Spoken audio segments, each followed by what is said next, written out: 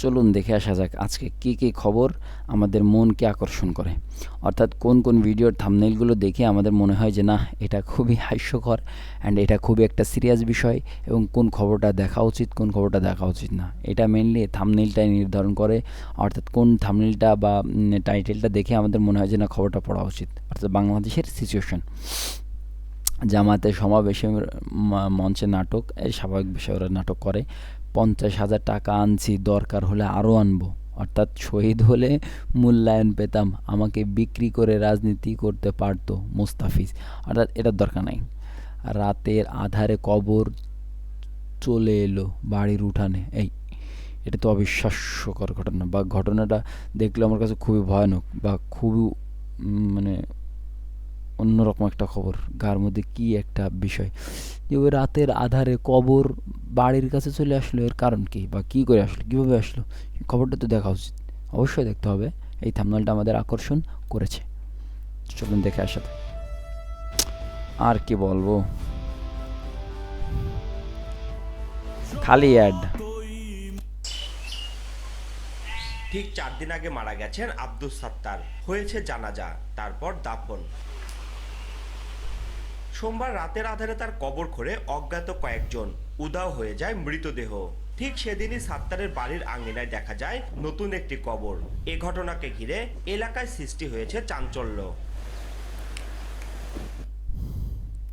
তার মানে হচ্ছে এটা অস্বাভাবিক কিছু না, দৈবিক কিছু না, বা গায়েবী খবরও কোনো বিষয় না। এটা হচ্ছে সব মানুষের কারিশমা। আগে খবরটা পড়ে দেখে আসি। ঘটনাটি সিরাজগঞ্জের কাজীপুর জেলার সোনামুখী দক্ষিণ পাড়ার। স্থানীয়রা জানান, হাসপাতালে চিকিৎসাধীন অবস্থায় 9 জুন মারা যান সাত্তার। পরে এলাকার ঠিক আল আছে, মদিনাতুল বাকি কবরস্থানে তাকে দাফন করা হয়, কিন্তু কোথায় এলাকার আল মদিনাতুল বাকি কবরস্থানে তাকে এলাকার একটা কবরস্থান যেখানে আল বাকিরাতুল কি একটা নাম বললো, এখানে কবর দেওয়া হয়েছে। আচ্ছা, দাফন করা হয়, কিন্তু দাফনের 3 দিন পর কবরস্থান থেকে সেই মৃতদেহ তুলে এনে বাড়ির আঙিনায় দাফন করা হয়। তার মানে হচ্ছে কবরের মানে দেওয়ার কয়েকদিন পরে দাফন, ওইখান থেকে কবরটা তুলে এনে বাড়ির আঙিনায় কবর দেওয়া হয়। আচ্ছা, এটা কেউ জানে না হয়তো। রাতের আধারে কে বা কারা এ কাজ, ওই দেখো, তার মানে যে কবরস্থান থেকে সেই মৃতদেহ তুলে এনে বাড়ির আঙিনায় দাফন করা হয়। তার মানে হচ্ছে দুষ্টু বিজাত প্রকৃতির কোনো মানুষ যারা আছে তারা এই কাজ করেছে, অর্থাৎ গায়েবী কায়দায় জিনি কায়দায় এরকম কোনো ঘটনাটা ঘটেনি। বিষয়টা এরকম। তারপরে দেখি ঘটনাটা কি ঘটেছে। রাতের আধারে কে বা কারা এই কাজটি করেছে তা জানে না কেউ। কবরস্থানে রাখা আসার পরে 3 দিনের দিন আমার 3 শ্বশুরের দিন খিলান দিনের 3 দিন দশাকর্ম করা হয়েছে। করার পরে আমরা থুইয়া হাজরাহাটি গেছি। থুয়ে হাজরাহাটি গেছে। সবাই আসলো, এসে দেখলাম আমার শ্বশুরের কবর উঠানের ভিতরে। পরে কবরস্থানে গেল, যাওয়ার পরে দেখেছে ওই কবর নেই, খুঁড়া মুড়া দেখছে আমার শ্বশুর আর ওই জায়গায় নাই, এই জায়গায় আছে। তবে এই জিনিসটা, এই দৃশ্যটা দেখে আমাদের আশ্চর্য ঘটনা মনে হইতেছে আশ্চর্য ঘটনা। যে এই জায়গায় আসলো কিভাবে সে। আমার ভাইয়ে মৃত্যুর আগে বলে গেছিল যে আমি একটা বট গাছ গাড়ছি, সেই গাছ তলায় আমাক মাটি দিও মৃত্যুর পর। তখন ময়মুদ্দি না শুই না কবর। মানুষ আসলে আগের কালের মানুষ যে কোনো জিনিসটাকে গায়েবী কায়দায় নেওয়ার যেসব পন্থা অবলম্বন করেন তা আসলেই সত্যি খুবই প্রশংসনীয়। কেননা আগের কালের মানুষ, দেখুন একটা ঘটনা, এটা কিন্তু অস্বাভাবিক কোনো ঘটনা না, কোনো একজন ব্যক্তি বা কোনো একটা চক্র বা কোনো একটা আত্মীয় স্বজন যারা হয়তোবা যাদের কাছে ওসিয়াত করে গিয়েছিলেন যে এই বটগাছতলায়, হয়তোবা এরকম হতে পারে, খবরটা এখনও বাকি আছে কিছুটা, হয়তোবা এরকম একটা ঘটনা ঘটতে পারে যে তারা তার কবর ওইখান থেকে উঠিয়ে এনে এখানে কবর দিচ্ছে রাতের আধারে। এটা হতে পারে, এটা অস্বাভাবিক কিছু না। তো এমনটাই ঘটনা যদি ঘটে থাকে তো সেই ঘটনাটা কিভাবে দেখুন, যে আসে বর্ণনাটা আগে শুনি। কবরস্থানে মাটি দিছে, তখন ওই কবরস্থানে থেকে কিভাবে কি সমাচার কেবল এখানে কবরস্থান আইছে আমরা অলিখিতভাবে আমরা বলতে পারবো না। স্বজনরা জানান, মৃত্যুর আগে সাত্তার বলেছিলেন তার হাতে লাগানো বটগাছের নিচে যেন তাকে কবর দেয়া হয়, কিন্তু সেই ইচ্ছে উপেক্ষা করে তাকে কবরস্থানে দাফন করা হয়েছিল।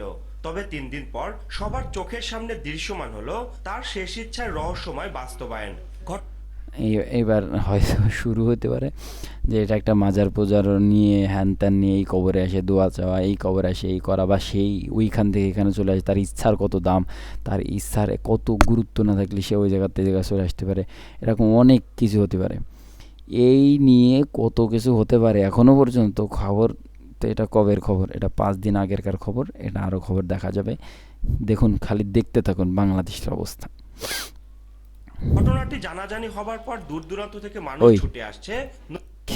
এই ঘটনাটা জানার পরে কেবল দূর দূরান্ত থেকে মনে হয় আসা শুরু হয়েছে, কিন্তু এখনও পর্যন্ত আরও অনেক কিছু বাকি আছে। নতুন এই কবর দেখতে যেখানে থাকে সেখানে একটা বট গাছ আছে, বট গাছতলা কবর দিছি। কবর দেওয়ার পরে এটা আমরা শুনি আজব কারখানা, যে আমরা দাফন কাফন করলাম একখানে আর আইসা পড়লো একখানে। গোরস্থান টান এই জায়গায় আসলো, কীভাবে আসলো বলুন দেখি আগে। আসে দেখতেছি না, কবরস্থান টান এই জায়গায় নিয়ে এসে আর বাড়ির বটগাছ আছে, বটগাছতলা হ্যাঁ এই তুলে দিছে। দীর্ঘ 14 বছর যাবৎ পরিবার ছেড়ে সোনামুখী দক্ষিণ পাড়ায় কৃষি জমিতে একটি ছোট্ট ঘর নির্মাণ করে বসবাস করতেন আব্দুস সাত্তার। মূলত তরিকাপন্থী মানুষ ছিলেন তিনি। বিভিন্ন পীরের মাজারে মাজারে তাকে ঘুরে বেড়াতে দেখেছেন বলে জানান স্থানীয়। তাহলে দেখেন তিলটা কিভাবে তাল হওয়ার সম্ভাবনা রয়েছে, যে একজন ব্যক্তি আসলে এই বাড়িটা দেখেন একটা বিলের মাঝখানে, অর্থাৎ বাড়ির মাঝখানে, একটা মাঠের মাঝখানে, এবং আশপাশে খালি ওই পাটের জমি, অর্থাৎ চাষের জমি আর কি, এরকম একটা জায়গায় ঘর। এখানে যদি কোনো একজন ব্যক্তি কবরটা ওইখান থেকে আইনে এখানে রাখে, তো এটা অস্বাভাবিক কিছু না, বা কেউ টের পাবে না, এটাও অস্বাভাবিক কিছু না, কেউ টের পাবে না, এটা স্বাভাবিক। এবং দেখেন কেবল প্রশ্নটা এইভাবে হয়েছে যে তিনি বিভিন্ন পীরের মাজারে মাজারে যেতেন, তিনি ধার্মিক লোক ছিলেন, তিনি এরকমই লোক ছিলেন, বা মাজার জাতীয় রিলেটেড এরকম কিছু একটা লোক ছিলেন। তার পরিপ্রেক্ষিতে তিনি হয়তো বা গায়েবী কায়দায় তার ইচ্ছা ছিল বটগাছের নিচে কবর দেওয়া, তাই গায়েবী কায়দায় তার ইচ্ছা গুরুত্ব সাপেক্ষে তাকে ওইখান থেকে এখানে গায়েবী কায়দা আনা হয়েছে। বিষয়টা এমন দাঁড়াচ্ছে। স্বাভাবিকভাবেই প্রশ্নটা কেউ বলেনি, তবে মানে মনে হচ্ছে এরকমই কেউ একটা মানে বুঝাতে চাচ্ছে মানুষজন, আমার তেমনটাই মনে হচ্ছে আর কি। প্রাথমিকভাবে ধারণা করা হচ্ছে তার শিষ্যদের কেউ হয়তো গুরুর শেষ ইচ্ছা পূরণে এ কাণ্ড ঘটিয়ে থাকতে পারে। হ্যাঁ, ইনি যে প্রশ্নটা করলেন, এই প্রশ্নটার মূল কথা হলো যে তিনি সাংবাদিক এবং তিনি শিক্ষিত মানুষ, তিনি বোঝেন যে গায়েবীভাবে কোনো কিছু আল্লাহ তাআলা মানুষকে এভাবে করেন না, এবং করেন না একদম বিষয়টা এরকমটা না, হতে পারে, তবে এটা একদমই অযৌক্তিকের মতো এরকম একটা বিষয়, তাই তিনি এরকম একটা কথা বললেন। রিঙ্কু কুন্ডু, সময় সংবাদ, সিরাজ। আচ্ছা, তাহলে ভিডিওটা দেখে আমরা কি শিখলাম? যে কোনো তিলটাকে কীভাবে তাল করতে হয়।